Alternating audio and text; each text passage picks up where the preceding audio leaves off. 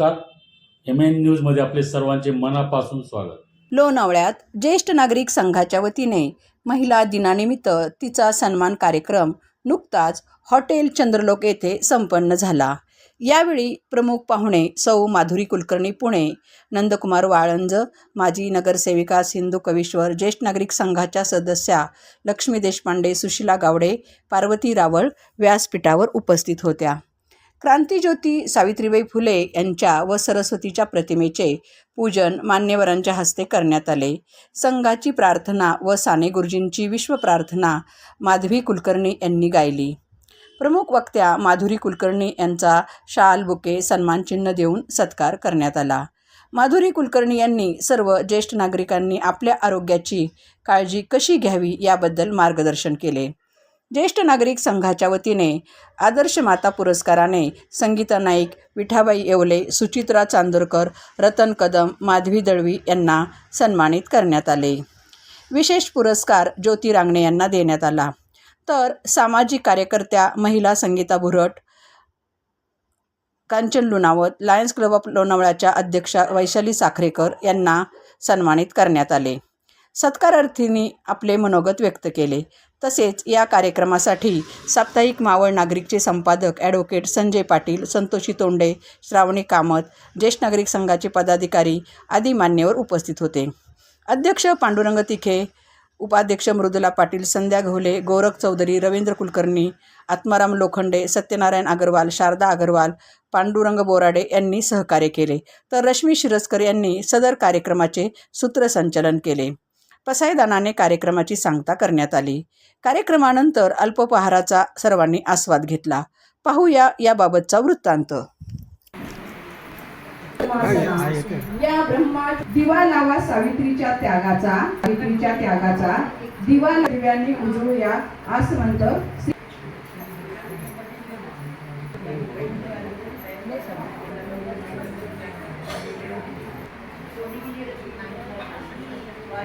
स्त्री कोसळणाऱ्या धारात हळूवार मन जपणारी जीवाला आकार देण्यासाठी 9 महिने शौर्याची मूर्ती एकमेव अद्वितीय फक्त अशा मी मान्यवरांना विनंती करते की आपण व्यासपीठावरती विराजमान व्हावं. त्यांच्यासोबत लक्ष्मीताई देशपांडे आणि सौ कुलकर्णी यांना विनंती करते की आपण दोन्ही प्रार्थना सादर कराव्या.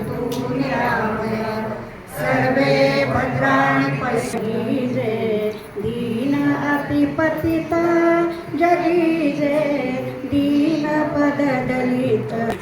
संजय पाटील त्यांचा आभार. ते आता यांना मला वाटतं त्या आलेल्या नाहीयेत.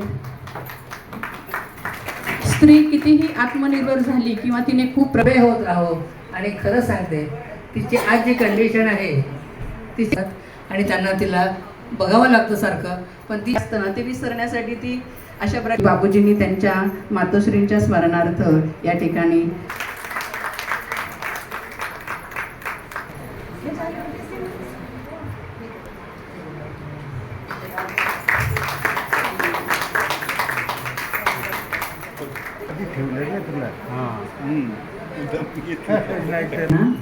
विनंती करीत आहे. तसेच आमचे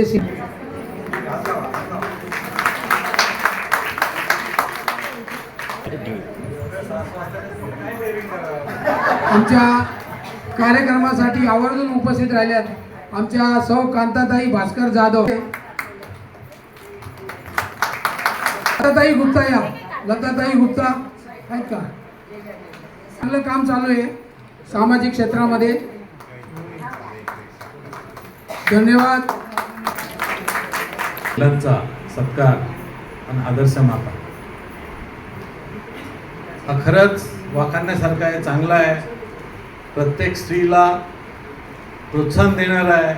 आज मी पाहतोय तिघे साहेब, मी कौतुक नाही करत तुमचं, तुम्ही हा ज्या वेळेला हा ज्येष्ठ नागरिक संघांनी हा जो तुम्ही कार्यक्रम घेतलेला प्रत्येक कार्यक्रम तुम्ही सोडत नाही.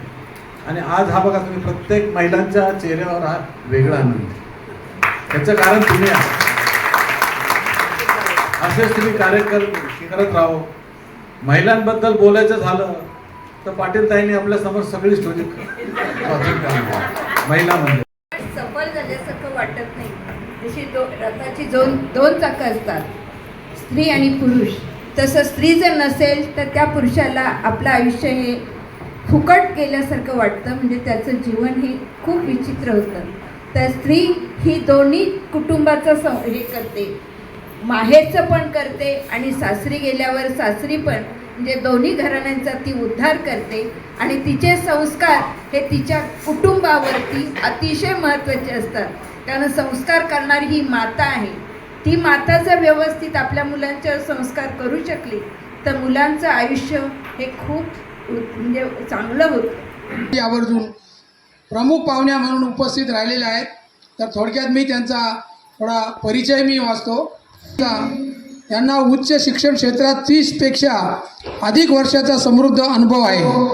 त्यांनी अध्यापन, संशोधन, करिअर, मार्गदर्शन आणि शैक्षणिक प्रशासन या सर्व क्षेत्रामध्ये उल्लेखनीय योगदान दिले आहे. राष्ट्रीय आणि आंतरराष्ट्रीय परिषदामध्ये त्यांनी अनेक संशोधन निबंध सादर केले असून त्यांचे सर्व शोध निबंध पीअर रिव्ह्यूड आंतरराष्ट्रीय जर्नल्समध्ये प्रसिद्ध झाले आहेत. आपल्याला तिखे सरांनी आत्ता सांगितलं की जिच्या हाती पाळण्याची दोरी तीच जगाचा उद्धार करेल.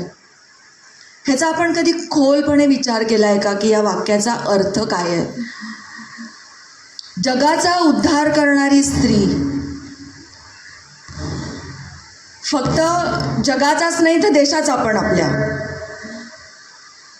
आपल्याला खरंच याची कितपत जाणीव आहे याचा मला कधी कधी फार प्रश्न पडतो की स्त्री जर उद्धार करणारी असेल देशाचा, जगाचा, समाजाचा, तरी उद्धार करणारी स्त्री स्वतःच्या उद्धाराविषयी जागरूक असते का?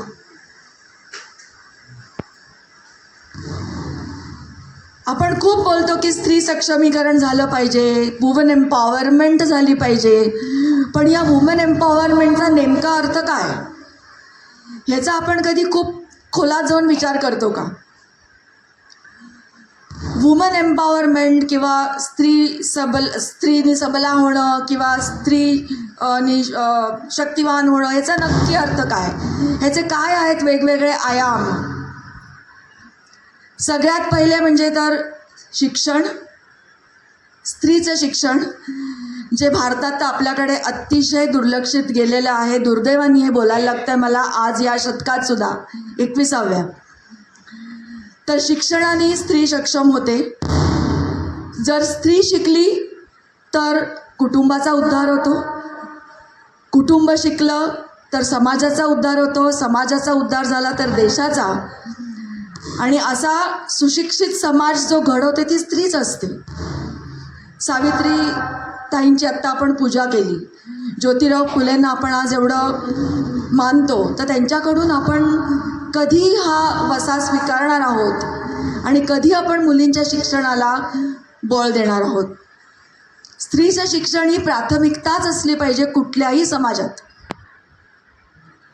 स्त्री सक्षमीकरणाचा दुसरा आयाम काय आहे तर प्रत्येक स्त्रीनी स्वतःच्या पायावर भक्कमपणे उभं राहिलं पाहिजे. हा झाला दुसरा आयाम. जर स्त्री स्वतःच्या पायावर भक्कमपणे उभी नसेल तर दरवेळेला स्त्रीला आपल्या लग्नापूर्वी आपल्या वडिलांच्या किंवा लग्नानंतर आपल्या नवऱ्याच्या आणि नंतर आपल्या मुलांच्या इच्छेनुसारच आपलं जीवन व्यतीत करावं लागतं.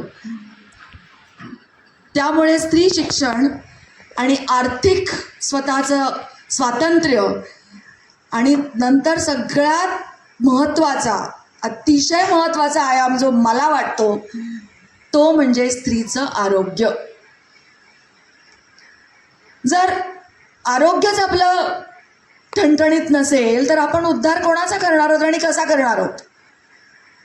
बऱ्याच वेळेला आपण बघतो की आई आपल्या कुटुंबामध्ये ज्या वेळेला, म्हणजे बऱ्याच घरांमध्ये हे दृश्य असं असतं की जेव्हा पहिले आपल्या मुलांना जेवायला वाढेल, पहिले आपल्या नवऱ्याला जेवायला वाढेल आणि नंतर समजा काही उरलं किंवा आदल्या दिवशीचं उरलेलं असेल तर नंतर स्वतः एकटी जेवत बसेल.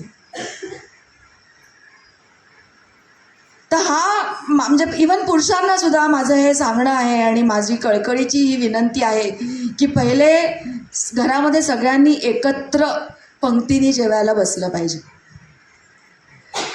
आणि स्त्रीने ताजं सकस अन्न हे खाल्लंच पाहिजे. कारण आजही ही आपल्या देशाची शोकांतिका आहे की 70% स्त्रिया ॲनिमिक आहेत.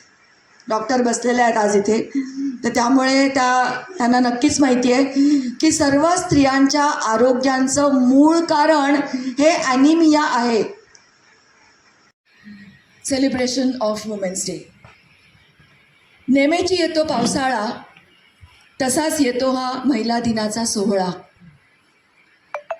शुभेच्छांचा महापूर झाला जुना, स्त्री शक्तीचा उद्घोष पुन्हा पुन्हा.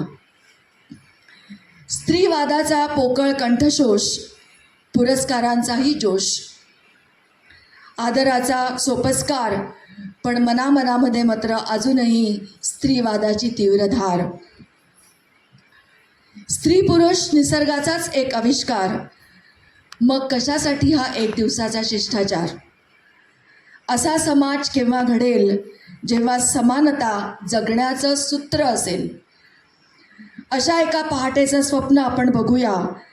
चला हा सोहळा आपण एक दिवस निरर्थक ठरवूया.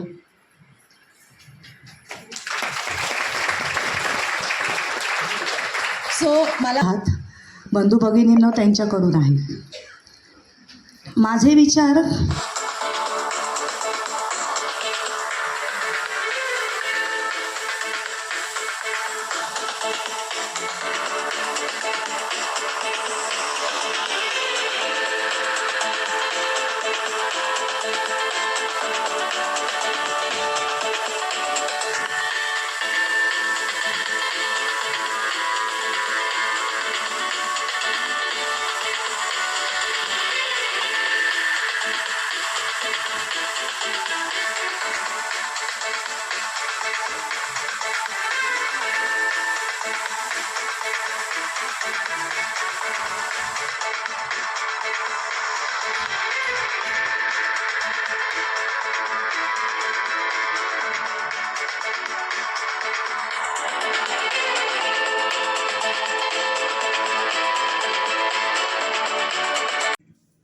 अशाच ताज्या घडामोडी पाहण्यासाठी MN न्यूजला लाईक करा, शेअर करा आणि सबस्क्राईब करायला विसरू नका. धन्यवाद.